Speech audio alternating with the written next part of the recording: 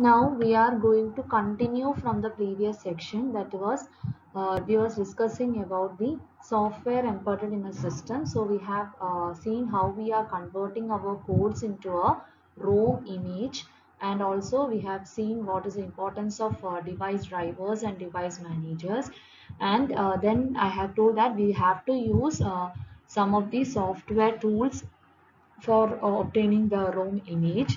So we will see in this section some of the very important commonly used software tools, embedded tools, and also see the types of processors in the embedded system. This processor, we know that it is going to be the heart of the embedded system, and software, it is a brain of the embedded system. So these are some of the important software development tools. So we have already familiar with all of these. Now we have to importantly understand and study the functions performed by each of these software development tools. So some of these important software tools which we'll be always using in embedded system will be discussed here. Compiler, we have already seen what is the function of a compiler, that is converting of high level code to the machine implementable codes. That is, we are converting these C++ codes into the object codes which can be finally linked and reallocated to executable ROM image. Now compiler, we know that it will be translating the program which is written in a high level language like C, Java, etc. It converts it into object file. This object file will be containing only zeros and ones, machine language understandable by a processor. Now they are all specific to a particular processor. Now we can have either a native compiler or a cross compiler. Native compiler is the one which is running on a computer platform and producing machine code for that same computer platform. Whereas a cross compiler, it will run on one host PC and it produces a machine code for another PC. Okay, so this is a cross compiler, and we have to understand that each processor has its unique machine language.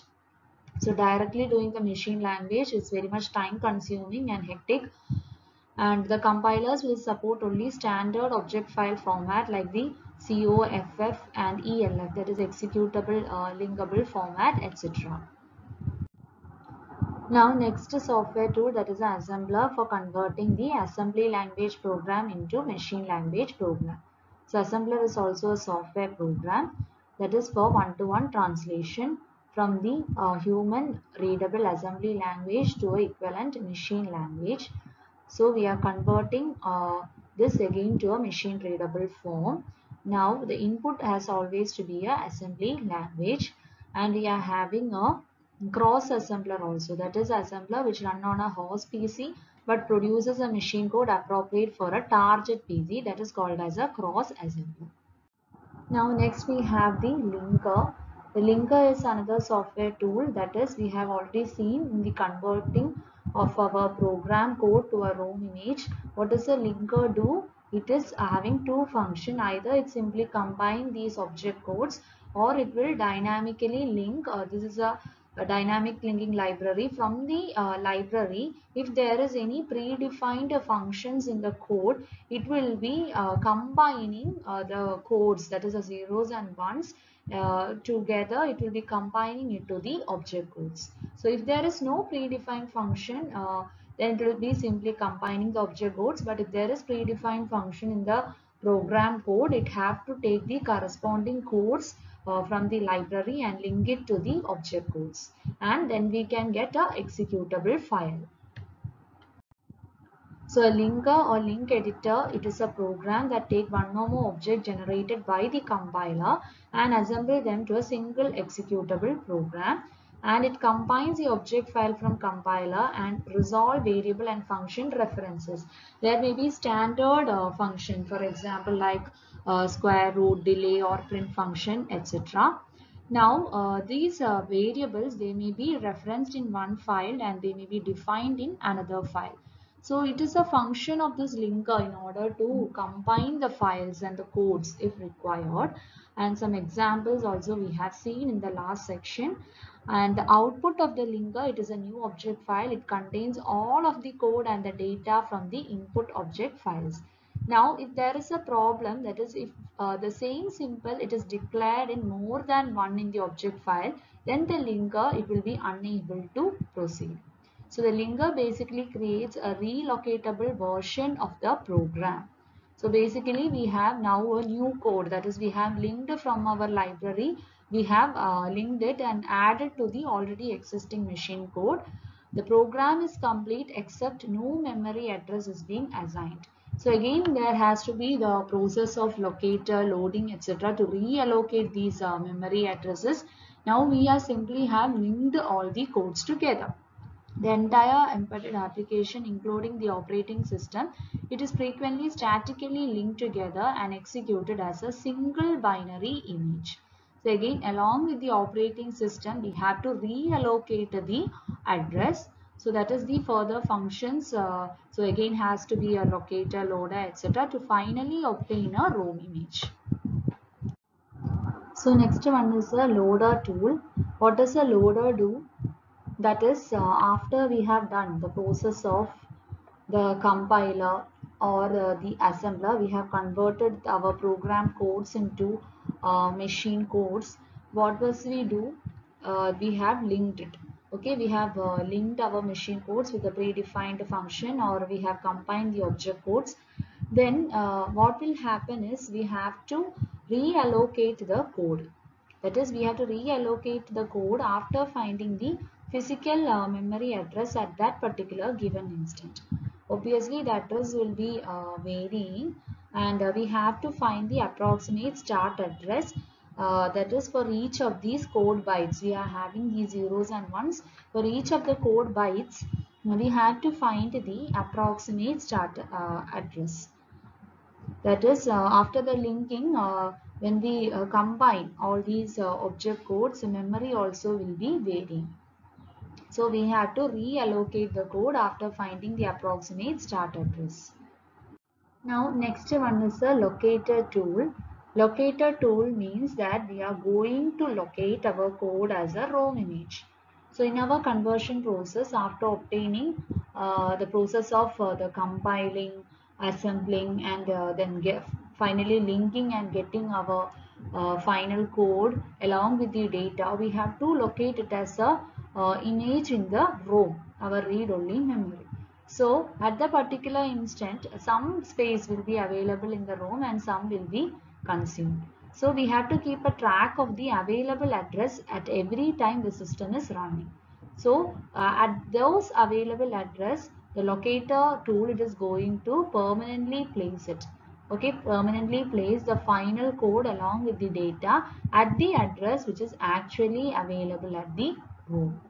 So the final code along with the data is now being placed at the space which is available in the ROM memory. That is a function of the locator tool. Next one is the editor tool. So by editor we mean that we can use to edit the codes and make the correction. So we have been used to several IDE environment, and we have done several type of C++ coding, MATLAB coding. So all of this we have come across a editor window, isn't it? So in editor window we will be able to write our program code, and it allows the entry of code, addition, deletion, insert, then appending of previously written lines of files, merging of files. So all this program code we are doing it in editor, and whatever editing we have to do, and also we can create a source file and then store it in the editor, and we will give a name. It is always being provided by the programmer. So in this editor window only we are doing all these our code program. It is a space basically where we write the program and we can make the correction, and we can keep a source file for one particular code. So this is the editor. Our next software tool is the interpreter tool. That is a line by line conversion to machine code. So whichever code we are doing, that is either the assembly language coding in the case of say 8051 processor, or even a high level language like a C or Java. The interpreter, the function is to have a line by line conversion to the machine code. But what happens is that it may result in slow performance that is, the interpreter constantly runs and interprets the source code as a set of directives, and also it performs the syntax checking, and if any error is there, it is unable to proceed. So as the syntax checking, as the program is typed in, and will result in slow performance, it will be slower than an equivalent compiled language. So these are the functions of an interpreter. Now let us see about the section processor embedded into the system. Processor, we know that it is the heart of the embedded system. It is the most important unit, and it has got two units in the processor. That is, one unit is a program flow control unit, or simply the control unit, and other one is the execution unit. So the program flow control unit, it includes a fetch unit, that is for fetching the instructions from the memory. So if you are going to buy a processor, understand that generally the memory is not going to be a part of the processor. So if we buy a processor to build a computer, that processor, it may not contain the memory for storing the program. It may contain the memory only for storing the temporary data. So when we are speaking about the control unit, it has to fetch this instruction from the memory. Then the execution unit is the logic part of it. That is, it may include the ALU, not only the ALU and the other circuit which is going to execute the instruction, or because of which the instruction will be executed. So this control unit has to fetch the instruction from the memory, and the execution unit is the unit due to which the instruction will be actually executed, or the logic part of it. So a processor runs the cycle of fetch and execute the instruction in the same sequence as they are fetched from the memory. So remember, processor, the most important part, consists of two units, that is the control, program flow control unit, and the execution unit. Now these are the different types of embedded system processors. We know that embedded systems are always application and domain specific, and it will be built around a central core. And this central core of the processor, it can be of any of these categories. So depending upon our consideration, so these are some of the important considerations given when selecting a processor. That is, what is the instruction set, maximum bits in an operand, whether we are having how many bits in the register of the architecture of the processor, the clock frequency, the speed, or the ability of the processor to solve the problem. So depending upon all these considerations and application, we can choose any of these processors. So most of the time in the case of the embedded system, in the case of industry monitoring or control application, we use the commonly available, say, microprocessors or microcontrollers, whereas in the domain where we require additional signal processing, for example speech, audio, video, etc., special type of these DSP, digital signal processors, can be used, and they can be supplied by manufacturers like the Texas Instruments, Analog Devices, etc. So if we are considering the microprocessor, we have to understand that there may be large number of external interfacing circuits required in the case of microprocessor. So in the case of microprocessor, it is a silicon chip, and it will contain all this CPU, ALU, and also predefined sets of instructions. And this microprocessor is always a dependent unit, and the combination of all the hardware like the memory, interrupts, timers, controllers, whatever hardware components you have learned in the previous sections, that is regarding the memory and the interrupt, all are being connected externally for the microprocessor, otherwise it won't work. So it will be used only for general purpose application. But what about microcontroller? In the case of microcontroller, unlike microprocessor, it is an integrated chip. That is, all the CPU, program and data memory, that is RAM, ROM, and the registers, special and general purpose registers, interrupt controllers, input output ports, everything will be integrated in the chip itself. So all the necessary functional block for the independent working. All of them are present internally itself, and it will be application oriented and using domain specific application, unlike the microprocessor. Now what about DSP, digital signal processors? That is where we require special processing. For example, for implementing calculations like the FFT, DFT, convolution, for processing of audio, video signals, etc., we use these DSP processors, and it finds application in signal processing, telecommunication application, etc. And another thing to note about these DSP processors is that they always implement the algorithm in hardware, which is going to speed up the execution. Whereas in the case of general purpose, like in the case of microprocessor, they will implement the algorithm in software, but DSP processors mostly implement the algorithms in hardware, which will speed up the execution process. Next is the application specific integrated circuit. That is, we are having, if you are having a microchip which is designed to perform, say, only a unique type of application. For example, a automatic chocolate vending machine or a bigger system. Usually for a much larger, bigger system, we use ASIC, the washing machine, etc. So single chip we are having, and obviously when we are having a single chip, it will consume less area. So we will be able to design smaller system with higher capabilities. So we will be having a reduced system development cost also in case of ASIC. So that is the advantage of using ASIC, a single chip doing a specific application. So reduced system development cost and smaller system with higher capability. Then the complex programmable logic devices, CPLD, and the field programmable gate arrays. So both of them, they actually contain the programmable logic devices, that is large number of programmable kits on a single VLSI chip. So if we want to simulate the design in a quick manner, we can go for these two types. It's more complex type, and designs can be quickly simulated or tested, etc., into the devices. And mainly these are used for applications like automated navigation systems or in data communication network routers, DSL modems, etc. So commonly we employ the microcontrollers, and then if for application specific or signal processing required, we prefer DSP, or for application we use ASIC. And this last two section we use for more complicated complex operation, where we need to quickly simulate our designs.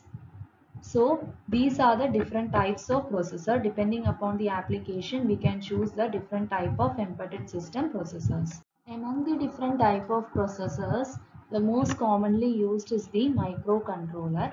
So in the figure, as you can see, a microcontroller, functional circuits in a microcontroller is shown, and here the solid blocks, though it is going to represent the most important core or the functional circuits which will be present in a microcontroller. That is, all these are very important hardware components which we know, that is the RAM and ROM memory, timers, watchdog timers, interrupt controllers, input output ports, serial and parallel ports, etc. And these dashed curves, they are representing the application specific circuits in the specific versions. So basically we have to understand about that the microcontroller, even though it is having limited computational capabilities, it possesses enhanced input output and number of on-chip functional units. So these are the most important core, and these are the application specific. All these can be integrated, it will be inbuilt, can be inbuilt in microcontroller.